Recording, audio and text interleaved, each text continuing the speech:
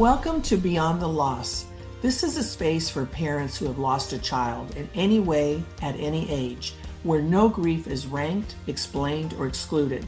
I'm Dr. Sharon Spano, developmental coach, systems thinker, and a parent whose life was forever changed by the death of my own son, Michael. What happens when grief does not stay private, but becomes a part of how we lead, work, and respond to one another in the world?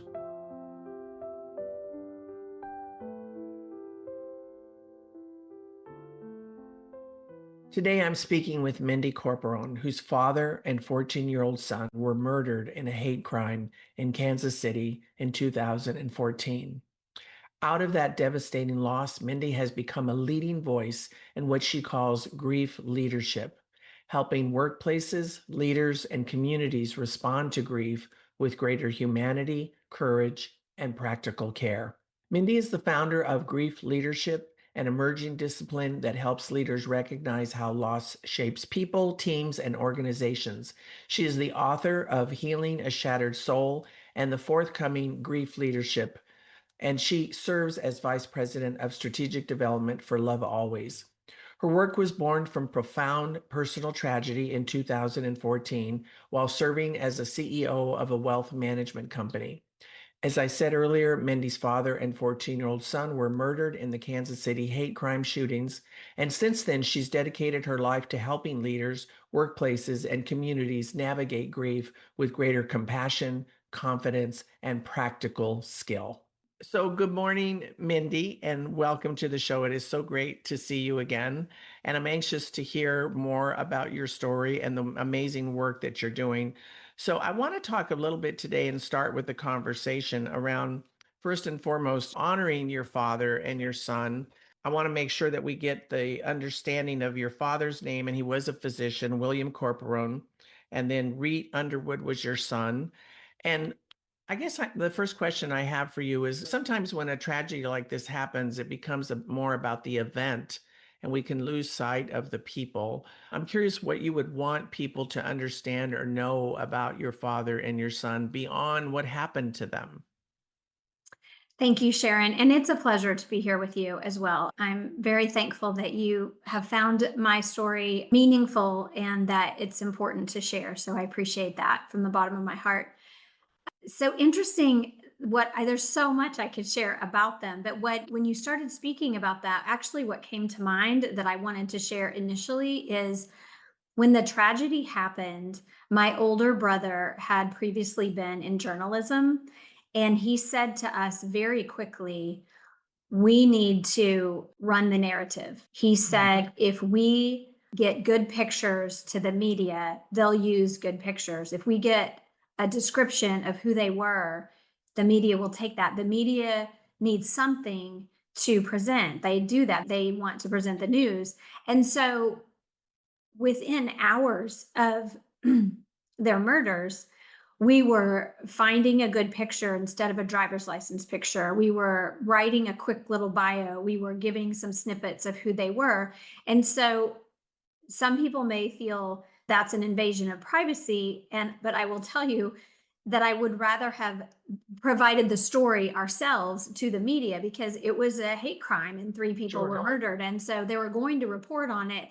And my brother ended up having the opportunity, which was great, to talk to in some journalism areas about that later and to news people about the importance of giving the family a little bit of time so it can be our story. So to my father and my son, I am my father's daughter. So I am pragmatic and I am disciplined. I enjoy physical fitness. Everything that I am telling you, it was from my dad. He became a physician when I was 3 years old. So I didn't know that I grew up in poverty for about 8 years. The first 8 years, we just had hardly anything because he went through medical school with my older brother and me as babies. And it took him a while. I remember being in the kitchen when they paid off their student loan. And I think I was 8 at that time. And then 2 years later, my younger brother was born. So we added another family member when the loan got paid off.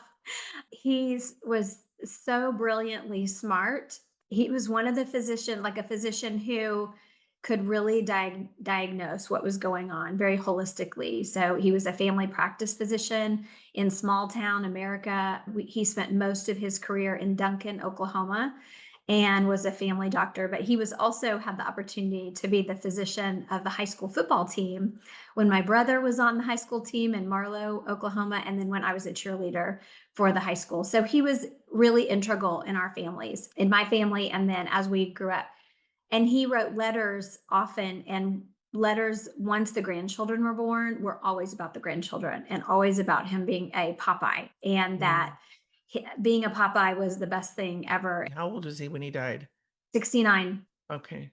He was And young. for those just listening on Buzzsprout or wherever you get your podcast, I want to call attention to that when you speak about him, you're just glowing. Like the love is so Yes. obvious. And I love that Yes, you have such joyful and beautiful memories of him. I And so do. tell us a little bit then about Reat, because Reat was only 14. So that's just such a heartbreak to even imagine. Right after their murders, people would ask me about him, and you can tell I get choked up. Sure. And I would smile and talk about him as well. And I learned very quickly to not watch what people comment about, because I had people comment and say, "Well, she's smiling. She must not be sad." You can smile through tears and pain because of the love that you have of someone and for someone. Reet was so smart. He was genius level smart. So he had been tested early on in elementary school. So he was just a brilliant, smart young man. And funny to go with that, he also loved Boy Scouts. So he was not the boy that stayed in the house gaming. Gaming had started, right? There, that was an Mhm. option. And he was not the young man that would stay in the house and game. He did go on scouting trips and we did go camping. So I taught him how to fish and I went camping with him. And then when he transitioned to Boy Scouts from Cub Scouts, he went camping on his own. And it's a joke because every time his troop camped, it rained. And so he always came home with soggy socks and wet clothes. And we always went through it like a drive through and would get, a lot of times we went to Sonic. He said, "Oh, can we please go get the Sonic cheeseburger?" when he would get home. And then to add on to that, he loved to perform. So at the age of 4, put him in a little theater program. And he was the baby elephant bird from Seussicles, from Dr. Seuss. He was the baby elephant bird.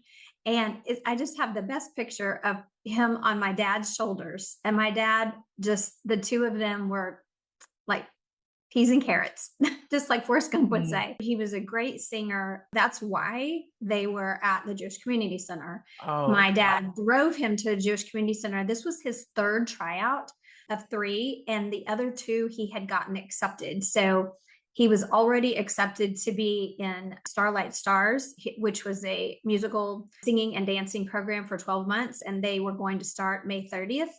And they lost their lives on April 13th. So he never got to start that. And he had also gotten accepted to be in a summer theater program. And so this was the third tryout. And it was like the trifecta. This was the last tryout that he was going to have. And then he was just going to pull all these things together.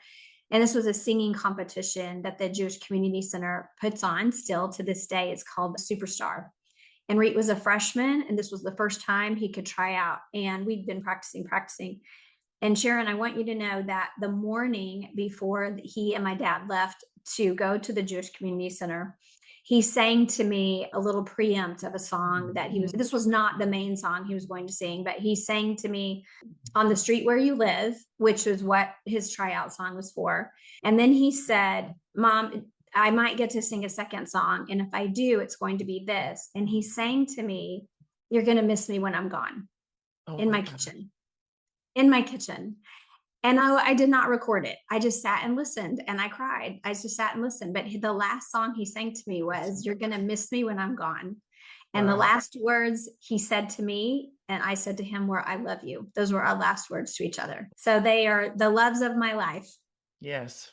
And we're going to talk about the work and the amazing things that you're doing. That just to even think about what that day must have been like for you is makes my heart so heavy. And I'm not going to ask you to relive it, but I'm curious how long after the deaths of your father and your son did you begin to know I need to do something to mitigate some of these divisions and hate crimes and things of that nature? Did it take you a while? Did it come to you quickly because of your personality?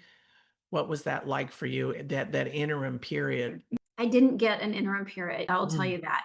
When I showed up, and let me back up because what you mentioned was there an interim period before I took steps to work on the divide between humans because of the hate crime. So I will tell you, I did not understand that it was a hate crime for maybe 3 days, maybe three or okay, 4 days. It's several days for me to comprehend the enormity of what had happened because I was in the middle of it. sure. I showed up at the Jewish Community Center and I was in the parking lot. I found them in the parking lot, no, before the ambulance and the had arrived or the police had arrived. So I won't go into all the circumstances. It's actually written in my first book in Okay. detail, Healing a Shattered Soul. But I found them. And when I found them, I felt, I believe, as the Holy Spirit touched me. And I heard the words, "Your Father's in heaven, go find Reat." I heard those words. So Mhm, within seconds of finding them, there was some connection to spirit. There was this connection to something is going to happen from this or something is happening. And I mhm. didn't comprehend what it was. And then within hours, 1:30, between 1 and 1:30, and at 3 o'clock, we left the hospital at about 3 or 3:30. It may have even been later than that. And then by 8 o'clock that night, there was a vigil.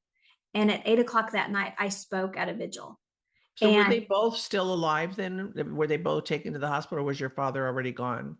my father died on gun impact, on the Okay, impact of the shooting, and Reat died within about 20 to 30 minutes. He died in the ambulance on the way to the hospital. They lost his heartbeat on the way to the hospital. okay. And And I apologize that I don't know these things because I purposely do not read books before interviews because I want us to speak in a way that I feel audiences would be listening and with their own types of questions. But I definitely have your book in my queue. So you knew quickly then, relatively, that they were both gone. And you knew yes, somewhere within that something bigger. It seems like that's your nature. I think you and I have talked before that we kind of have that similar nature of just we're going to do something with this. So you kind of had a sense of that, but you didn't know what it was yet. Is that what I'm understanding? exactly. So in the parking lot, I feel this, I feel and hear these words: "Your father's in heaven, go find Reat." And then within a few hours, I find out that Reat has also lost his life. And I literally thought to myself, okay, well, I found him. Now what? I got this whole message, go find Reat, but now he's deceased. I'm like, what do I do with that? And then a few hours later, I'm in my parents' home and people are joining my parents' home. And one of those people was Pastor Adam Hamilton. And he walked into the house and I had been sitting in my dad's chair and all of a sudden I'd been just crying nonstop, just kind of Sure. tears flowing nonstop. But then some kind of convulsing tears started and I fell into him and hugged him. And he said, "I'm so sorry." And I said, "I need to talk to you privately." And we went upstairs to my parents' office and I told him what I had heard and that I Mhm. was worried about that and I was frightened by that and I didn't know what to do with it. And he said, "You need to listen to your heart. The best thing I can tell you." Mm. And he said more than that, but that was this. And as I was walking down the stairs, Sharon, I heard someone in the house say, "There's going to be a student vigil at 8 o'clock." And my heart leapt out of my chest. My heart just jumped out. And I thought, okay, that's what he's talking about. I need to listen to my heart. So I said to everyone in the room, I need to go to that vigil. And then when at the vigil, I felt my heart again say, "You need to speak." Wow. And so then I spoke. And so I just kept listening to my heart. And it was so apparent do this. It wasn't that it spoke words to me, but it was such a heavy presence. So Yeah. that's it happened very quickly. Let me ask though, because you're mentioning the Jewish Community Center and then you're mentioning pastors and the Holy Spirit. So, is your explain to me the religious traditions here because I think it makes a difference for other parents to understand. Some parents have no religious traditions, some have multiple, as you may be suggesting here, and they have different ways of looking at life after death and things of that nature. So maybe help me understand a little bit about what that looked like in your family system. Absolutely. Thank you for the opportunity. I was raised Presbyterian and Methodist. So I was raised Christian. And the reason I mentioned both denominations is because we started out in the Methodist church, and one set of grandparents were also Methodist. So when I was with them, I went Methodist. But another set of grandparents were kind of a Christ church. I don't remember if it was Church of Christ. And actually, my father's father was a pastor. And Okay. so, and then in my formidable years, in my teenage years, we went to Presbyterian church. So when I graduated high school, I graduated in the Presbyterian church. So the Judaism comes in and the Jewish Community Center comes in because they are a community center. So ignoring the fact that it's called Jewish in the first place, let's ignore that for just a minute, but it is a community center. So they had a gym, they have a gym, they have a wonderful gym, they have a swim team, they have swim competitions, they have baseball fields, and they have baseball games and practices, and the Royals So was now this an anti-Semitic act then? yes, But then here's your father and son who were not Jewish, is what I'm hearing. that is correct. And Terry Lamano lost her life at another Jewish location. So the shooter was trying to kill Jews. So the tie-in to the hate crime is he wanted to kill Jews before he died. He had been told that he had an illness that was going to kill him, and he wanted to kill Jews before he died. And so he premeditated, knew that there were going to be activities at the Jewish Community Center on that Sunday. It was Palm Sunday for people who are Christian. It was Palm Sunday. And then the next day for people who might be Jewish or follow the Jewish faith was Passover. Wow. So they were very intertwined. And then this horrific murder, these three people are murdered on Jewish locations. So my dad first, and then Reat, and then the shooter drove to Village Shalom, a retirement center that's not specifically for Jewish people. Anyone can go, but it's called Village Shalom. And he murdered her in the parking lot, Terry Lamano. So he murdered 3 Christians on Jewish soil. So let me ask you then, because I know when we're going to get to the grief leadership book that you are getting ready to release, and this passion that you have for making a difference on how grief is handled, experienced, supported in the workforce. But at the time that this all happened, as I said in the intro, you were a CEO of a wealth management company. And so here you are with this amazing event, this tragic event that has occurred in your life, and now you've got to go back to work, as so many parents do. I know I took a week off and then I was back at work. I wasn't fully whole. I thought I was, but I was really in the fog stage. What was that like for you? And what do you wish maybe had occurred there for you that maybe didn't happen on your behalf? And I was in a work environment where you just mentioned I was the co-founder and the CEO, and we were a small firm. So I was also in charge of HR. So if someone were going to help me, it was going to be me helping myself. Yes, yes. My team and my partner, my business partner at the time, they really did what they could. They did what they could do. But exactly what happened was I had on a CEO hat sometimes, and I had on a griever hat other times. And really, I had to teach myself and my team members when to talk about their children, and when I felt like it was okay, encourage them to talk about what they were going to do on the weekend. And then there were also times when I had to excuse myself either from a client meeting or a team meeting or just a general lunch conversation because it was too painful to hear. And I would excuse myself and go sob in the bathroom. So the passion then you're right, it's a passion for me, grief leadership is, because I realized not only was I suffering from this lack of leadership training in the grief space, but so many other people were, because within the 12 months, I was approached by numerous CEOs, and executive leaders who came to me and said, I know you had this tragedy, and I've had an employee lose her husband and she's not really coming back to work. What do you recommend I do? And I kind of looked at him blankly and I thought, well, first, it's interesting that he thinks I might know an answer. But the first thing I said to him was, I asked him a question. I said, well, what have you done? And he said, well, I took her to lunch, but I don't want to talk about it because I don't want to hurt her anymore.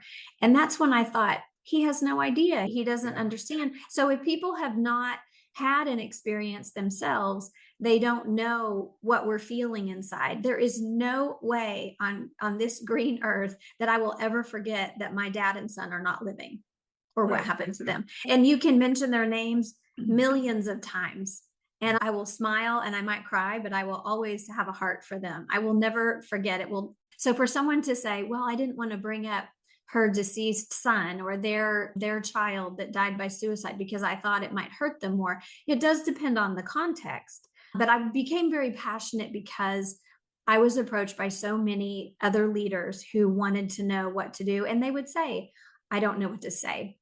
One of the central ideas in grief leadership is that grief is part of life and therefore Mhm. part of our work. It's part of our work. Every organization will encounter death and caregiving and illness and trauma and divorce and disruption and all kinds of things. And it's life. They will encounter life, which sometimes can be very messy and painful. And so my question that I asked when I started writing grief leadership is, the question isn't whether grief will show up at work. The question is whether leaders are prepared when it does. And being a leader, really my entire career, I've been an entrepreneur my whole career. I've overseen people literally since I was in college. I just feel like it's almost as if God laid this in my hands and said, you've had this experience and now you can do something even bigger with it. And so that's where grief leadership has come from. Well, I think what's so interesting is that, the work that you have done and the work that I'm only now stepping into, and I know many others are already way ahead of me, we're opening the conversation because particularly in child loss, I think, you and I talked about there isn't even a word in the English language for a parent who's lost a child. And I think that speaks to where society is in terms of really just not even knowing how to hold this level of loss, let alone you add on top of that, excuse me, that a tragedy such as yours, because each circumstance is different, as we know, for every parent. But when it's this unexpected and it is a hate crime and this horrific, and there's just layers and layers there that you have dealt with. So in the work that you've described how you think about grief leadership, which I think is just a brilliant way to bring something that is unspoken into corporate America. But I'm wondering, one of the questions that I wrote down was, how do you see yourself in this work, helping leaders hold both the humanity of grief and the performance that we all have to balance and we know is required, without making grief feel like it's something that has to be managed or fixed? Because I think that's the question, every HR director is probably struggling with. They're the ones that are going to be asked to deal with it. What are your thoughts around that? That's a great question. I love it. And I speak to it in the book because I speak about grief cannot be fixed. It's not at all about being fixed. Right. It's about being present. Most people, most humans worry about what they're going to say and that they might say something wrong. And so then put in a leadership situation where you've got an employee coming back to work and they've got a big project, or they run a really powerful machine, right? Machinery that could hurt someone or hurt them if something went wrong. And leaders are worried about saying the wrong thing. But what I've learned is that people really don't always need perfect words. They don't have to have perfect words. The griever needs some presence. They need someone to listen to them. They need someone who's willing to show up. And I give very practical advice. I give some experience from myself and from other people, from other family members who lost children as well in the book. But what I find interesting is that we maybe as leaders feel sometimes that we should solve. But I think if you're a great leader, you don't solve the problem. You help people find their way through it. Right. As a Because it's leader, a journey. It's a journey that we're on. And it's right? changing all the time based on the rest of our life story and what's happening, right? Yes. Yeah. It's Our experiences are all very different. And but you can't solve grief. I'm going to feel pain. And I know I've learned, and you're right, I have layers. So everyone has different layers. So someone asked me early on, would I have opened a nonprofit about interfaith conversations or kindness if Reat and Dad had been killed in a drunk driving accident? And I said, no, I'm sure I would have gone down the Hmm. let's go against drunk drivers, let's focus on, Right. people who are drinking and driving. But I focus a few of the things that I've done based on the layers. So yes, there was gun violence, because when people say, what can you speak on? I'm like, well, I can speak on gun violence. I can speak on losing my dad and my child at the same time to violence. I can speak on the fact that it was a hate crime. I can speak, there's so many. And then there's just the learning to live to be a family, learning to live to continue being a mother and a wife and a daughter to the other family members. Our entire family was shattered Yeah, because the whole system is the, affected. We've been the talking so yes, much about that, the whole system. yes. So we lost my dad. So my mom lost her spouse of 49 years, and my siblings and their children lost their father and grandfather, and his siblings lost. I mean, there were so many negative ripples that happened in this. And so there were many layers, and there continue to be layers that they raise up. But what we're talking about regarding grief leadership is that when someone, so passionate about when people go back to work, when the griever goes back to work, I do not want the griever to feel responsible or felt, or the leader to think that the griever has responsibility to always say what they need, always say, I need this or I Well, need you that. don't know what you need. I mean, that's the other, Exactly. you don't. Yeah. Exactly. And you said, Sharon, just a few minutes ago that you were foggy, and that's a real phenomenon. And I write about the real phenomenon about our brain has to compute the change in our life. We have we had a person in our life, we had activities that were ongoing in our life, and all of a sudden they're gone. They're just gone. And our brain does not comprehend that. Our brain is really struggling to understand how that person is not showing up, even though logically there's another part of our brain that says, well, this is what happened and this is why they aren't there. But it literally is a true science that is happening, a neurological change for There's a us. wonderful book out called The Grieving Brain. And I apologize for my voice here. We've got some pollen in the air, but that talks, it speaks, if anyone out there listening, we'll have it in the show notes. I can't think of the author in the moment, but it speaks to that phenomenon, which is so helpful to understand, because then you know that you're not imagining these things. They're real physical things that are going on in the brain. Exactly. And her name is Dr. Mary Frances O'Connor. And I Thank you for reference that. Mhm. Yes, and I referenced her several times. I pulled research from Dr. George Kohlreiser, Dr. Mary Frances O'Connor, Dr. Brene Brown. I pulled research from different pieces of what they had to give some different context to the experiences that I had felt and what I have learned through the past 12 years in the space that I'm in. Now, tell me though, because when you wrote your first book, this is a hate crime. Was there any part of you that struggled with anger and hate and all of that in the initial stage? Or was it that you went into this piece of activism and writing the book and you somehow, because I know, we talk about the 5 stages of grief, which you and I know are not accurate.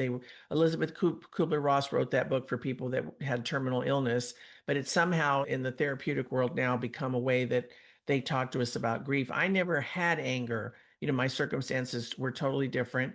But that even when my son was born and we were told that he had a metabolic disorder and he wouldn't live very long, anger just wasn't a part of. I just didn't have time for it, I think, is the reality, that I just got to doing what I had to do.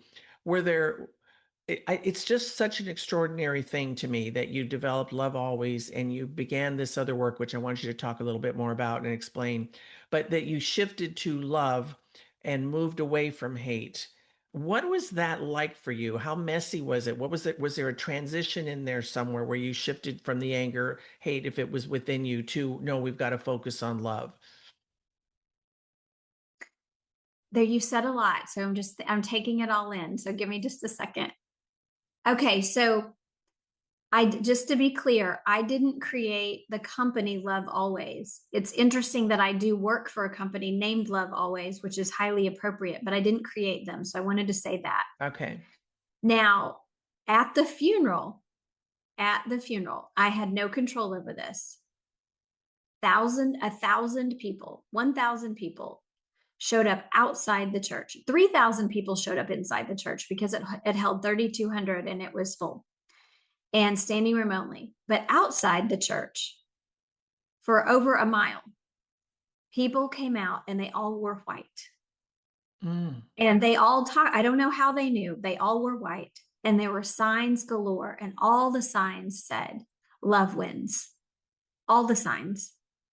Now, what the pastor would tell you, so when I spoke at the vigil, I spoke at an Episcopal church. That was where the vigil was held. And Pastor Gardemo, his name is Gardemo, he had to trust that I was going to be able to speak clearly and plainly. And he had some concerns, but he listened to the Holy Spirit and he let me go speak up at the lectern at a vigil that he felt he was supposed to host. And he has told me that what I said calmed how people would respond to the hate crime. And Mm. I spoke from the heart and I said, we have to move past this. I said, I don't know why they were murdered, but they were wonderful, wonderful people. And the most important thing is that we remember them fondly and that we do something good from this. And I said that. I said, I want something good to come from the fact that someone stole their lives. And Pastor Gardemo has told me and written about me saying that. And he said, I calmed the tempers in the room. I calmed the community by what I said. And then at the funeral, a week later, the signs came up that said love wins. So I had help along the way. I had other human hearts who wanted the good, wanted more good than bad. And And I I would say that because you mentioned the Holy Spirit for those that don't know or come from that faith tradition, it seems to me, and I know in my own situation, that God really somehow gave me the strength and the courage to be what I needed to be in those moments in my own way. And it sounds very much like that for you. And it's such a beautiful thing to hear you talk about it. But I think you and I both know and have experienced other parents out there who, if they don't have a faith tradition, or sometimes even if they do, they're angry at God or they don't believe in God anymore, those kinds of things. What would you say to a parent out there like that? Because you and I both have the same philosophy that where a parent is where they are. There's no right way to do it. They don't have to, do big things like you've done, or, I have a foundation in my son's name. I mean, I never want to make a parent feel like you have to go out and do these things. They are where they are, but yet, the anger or hate component is and can be very real for them at the same time. What might you offer a parent who is in that place and maybe has been in that place for a very long time? Yes, thank you for that transition because I think it definitely warrants a lot of conversation around it. And let me speak just briefly on if someone is listening that doesn't know the Holy Spirit or doesn't know what that feels like.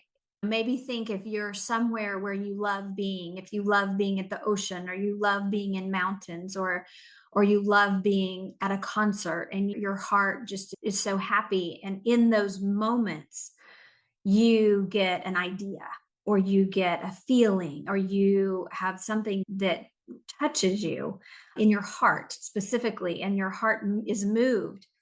To me, think of that as your higher power. Think of Mhm. that as your energy source. And so that to me, that's the Holy Spirit. So when I speak about that, I think many people can find a higher power. Many people find it from nature. So I mentioned nature in a couple Mhm. of ways. So there are as many ways to grieve as there are grains of sand on a beach.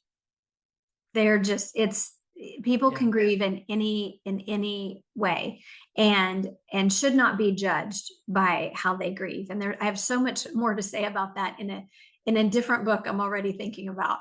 But what I would say is, was I angry and do I get angry?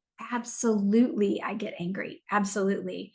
I get messy, crying, angry. I would go into Reat's room in his bed and pound on the mattress and pound on the floor and cry nonstop. I was a mess.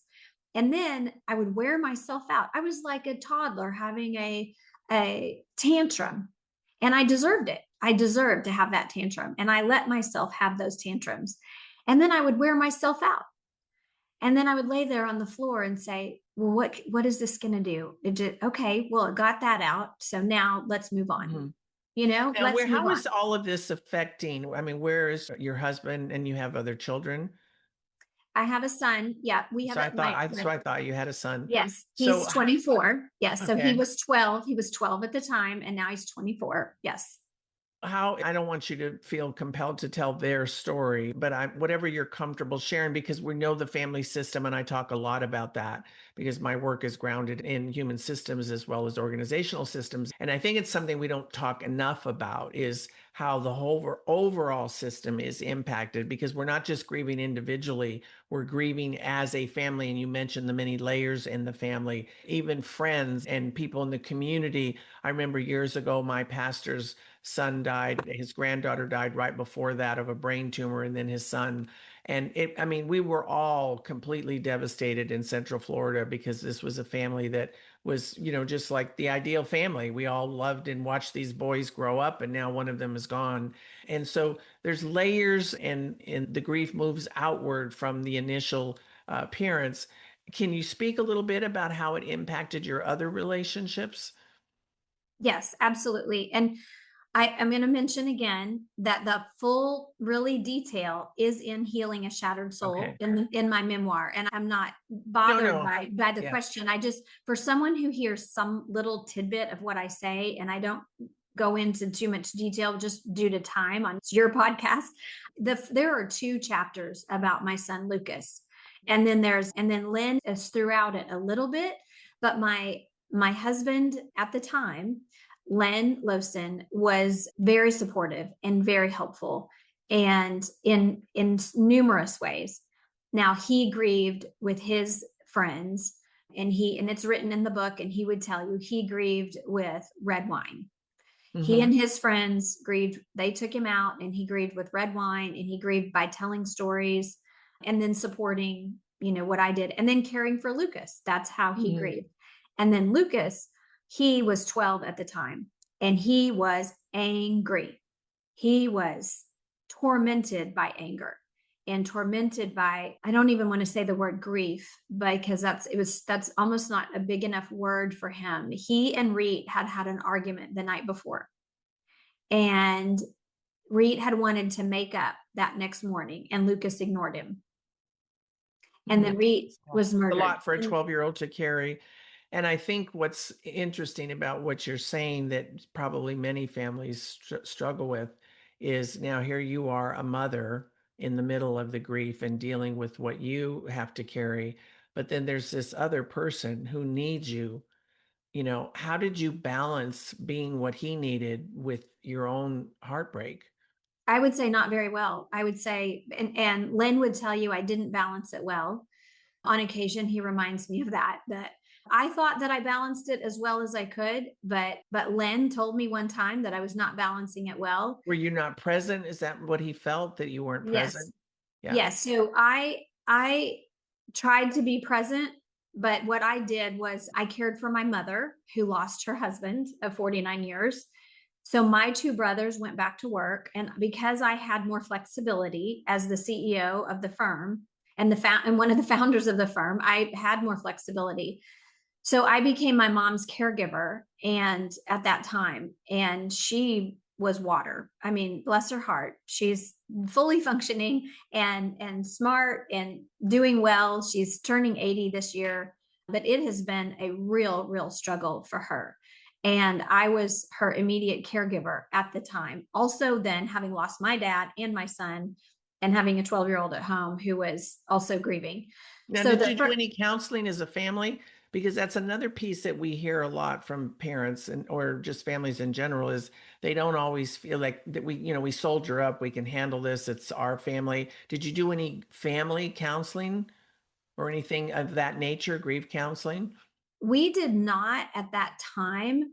We did not at that time, but it takes, I would say it takes some time to learn to live with what you're in. And then there's a situation where if you wait too long to get counseling, you build up walls, and then you've got these patterns or patterns that you've built up that might not be healthy.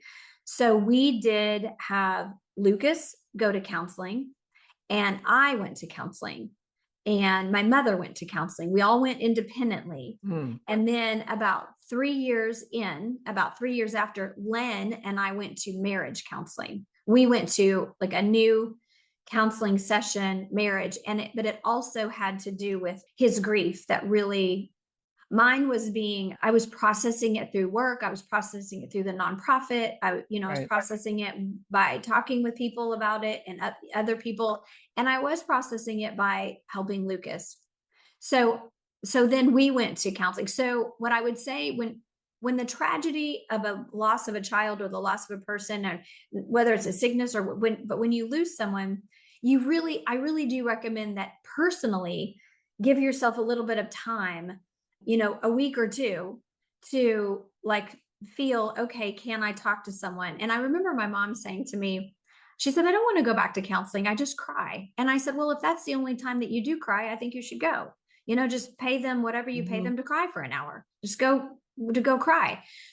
So I would, on Thursdays, I would go to a quiet place that I found that was a refuge, and I would journal. I would journal and talk to my dad Mm. and cry, and I would write letters to Reat and Dad, and I would tell them what was going on, and then I would laugh and say, "Well, you probably know what's going on," So but then was there, because I would cry think, through that.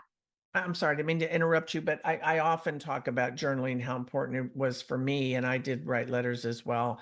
But I'm assuming, without going into the details of that, because I'm assuming it's in the book, there was a lot of other things going on around the event itself that you were also having to manage. Is that accurate? Well, yes. I mean, he got arrested.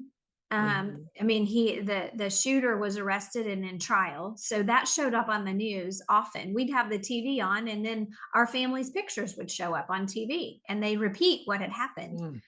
And so we Wow. quit what we had to turn the TVs off in the house. Lucas was angry. He was suicidal at 13 and suicidal again at 14.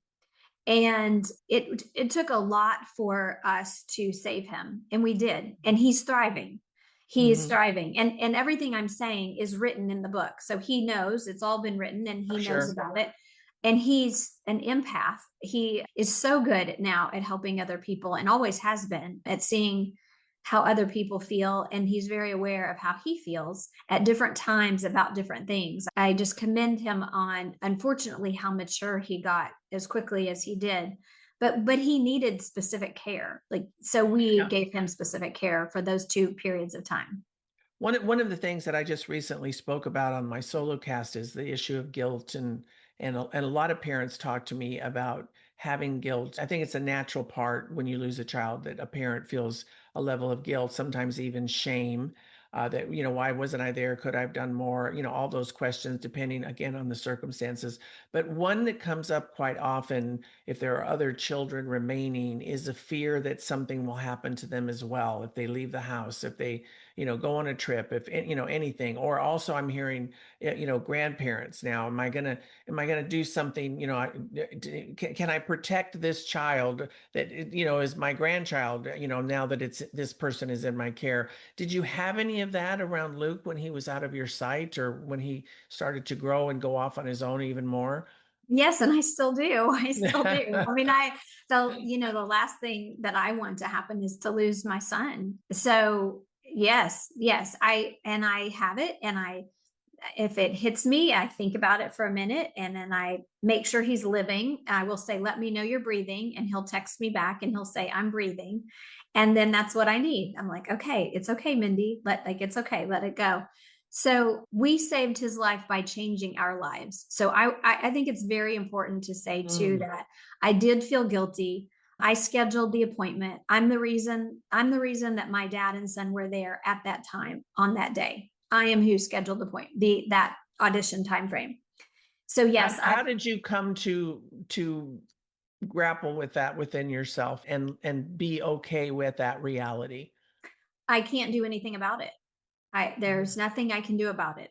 Just because I did that did not make them get murdered. The shooter had to also do what he did at the same time, and I knew nothing about him.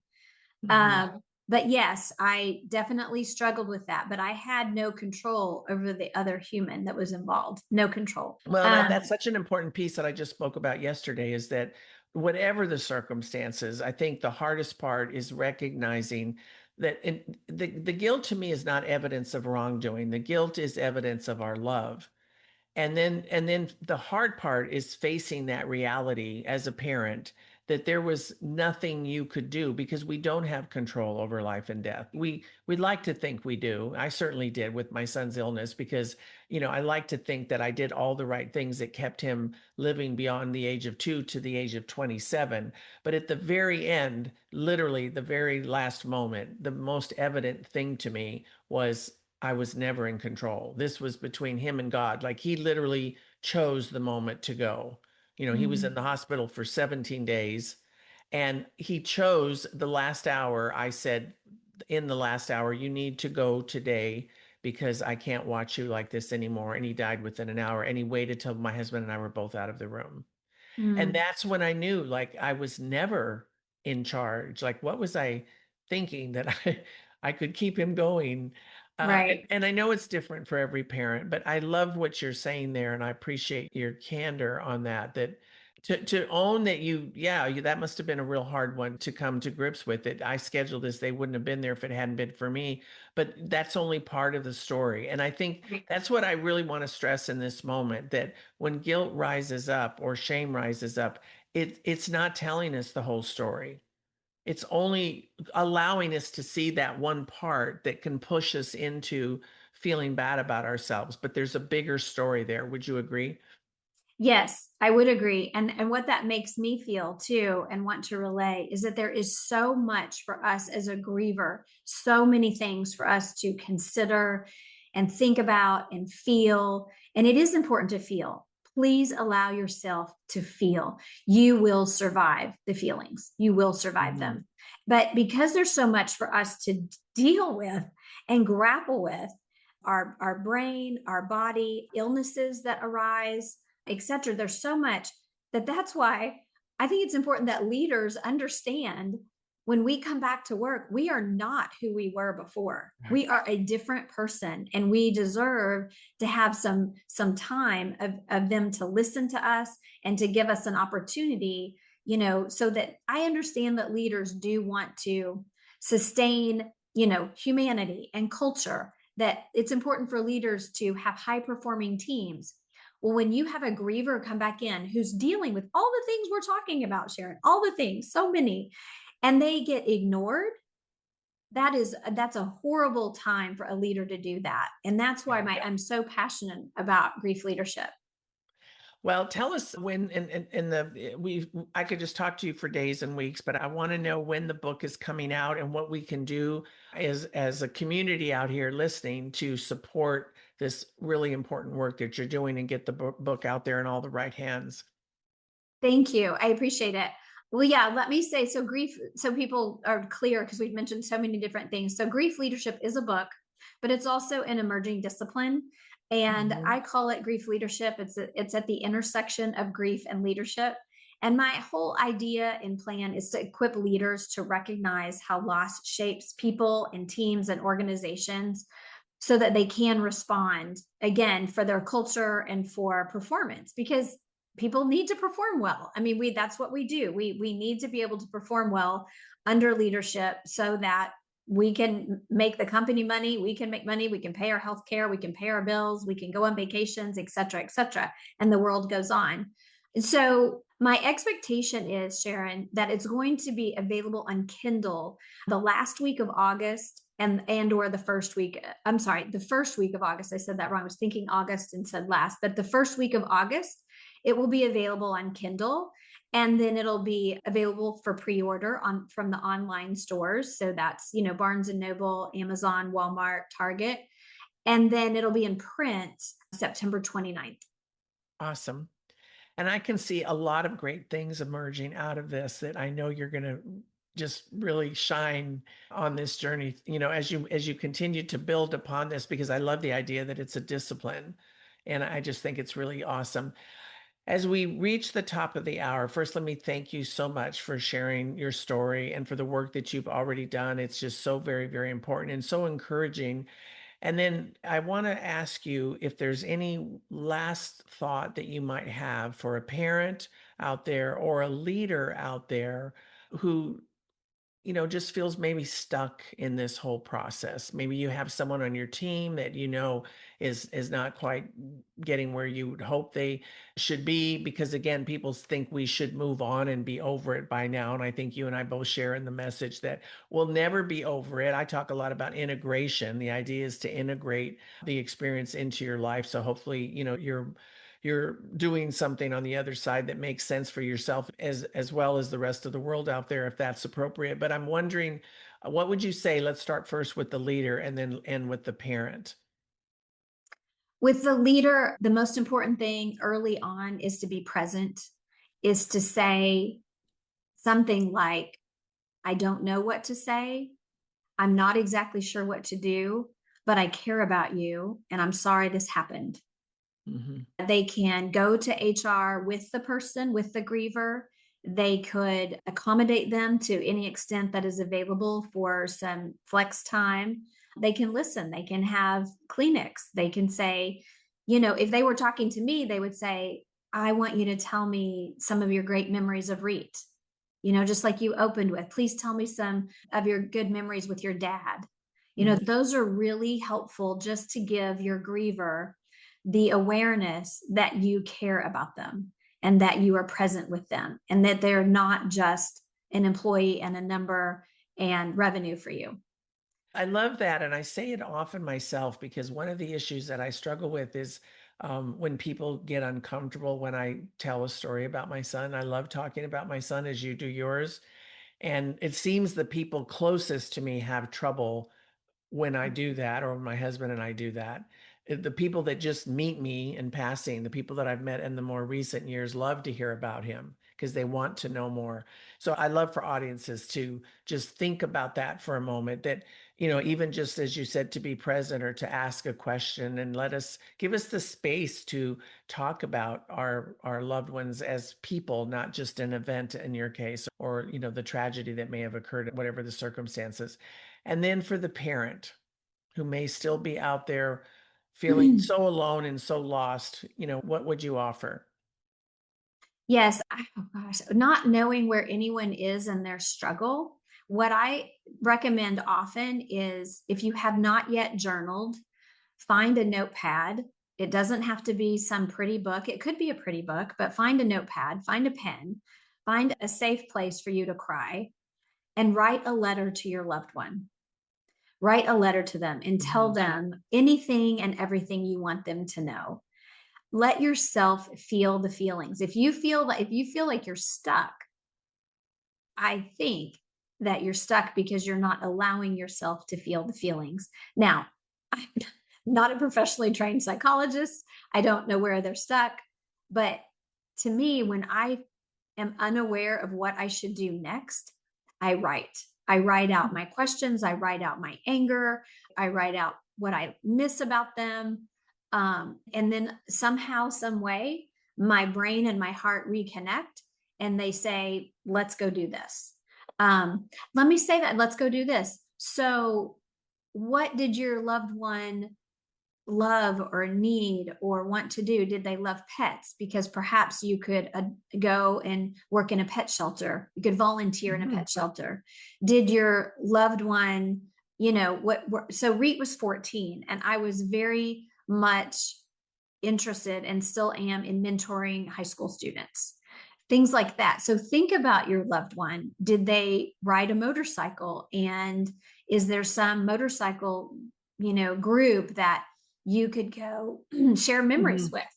Just Mhm. just think about them and do something for them. I even drink sweet tea and eat strawberry rhubarb pie when I think about Reat. Mhm. When I think about my dad, I eat sauerkraut and sausage. So Yeah, yeah, yeah. I just think lean into the feelings And I and think it's lean okay. into what you need, that Yes. whatever you need, As long as it's not self-destructive to As long yourself as or it's not others. as long as it's not gonna Yeah, hurt you or hurt yeah, others. Correct. then Yes, then thanks for do saying that. that. And you know I'm what, gonna Sharon? What mhm, we should say really quickly, if someone is struggling with their feelings and cannot quit crying and cannot get out of the dark and they are in a fog and they feel like they're in the fog all the time, dial 988. mhm, Dial 988 and get yes, some help, because I did go see a counselor for a period of time and I did have them put me on an antidepressant. I didn't mhm, want to feel the feelings, but then it zapped every feeling away. Maybe I was overdosed, I'm not sure. And I said, gosh, now I'm a zombie. So I decided to take the feelings back and I quit taking the antidepressant. But if you are in a super dark place, then get some help, get get the help you real need. medical help. It's Yes, totally appropriate to do yes. that. Thank you for that. How can people find you? I know you're all over social media and your website it's your name, mindycorporon.com, right? Yes, it is my name. And my current website is really focused on healing a shattered soul. And I'm just creating a new website. It'll still be mindycorporon.com and it'll be focused on grief leadership. And then it will also have healing a shattered soul. And then I'll shut down the other one. I just decided that was the easiest way to get things done with my website manager. I'm on LinkedIn. I know if we're talking to people who are not maybe on LinkedIn there, I'm also on Facebook and Instagram. I don't do a ton on there. I like today I went on a walk and I saw a really pretty leaf that looked like a heart and I took a picture of it and I posted it on Instagram. I'm not very good at Instagram, but Yeah. yes, I have Facebook, Instagram, and my website will have my books for sale. And that's Mindy, Mindy Corporon, Corporon, for anyone listening, and we'll have all that information in the show notes. Thank you so much for your time today. Thank you for spending this time with me. If this conversation stirred something for you, you don't need to make sense of it right away. There's no timeline for understanding and no right way to carry what remains. Beyond the Loss exists to honor parents who've lost a son or daughter and all the complexity that this implies, and to support the professionals who walk alongside them without comparison, judgment, or explanation. Wherever you are in the long after, you are not required to arrive anywhere else. Until next time, take gentle care.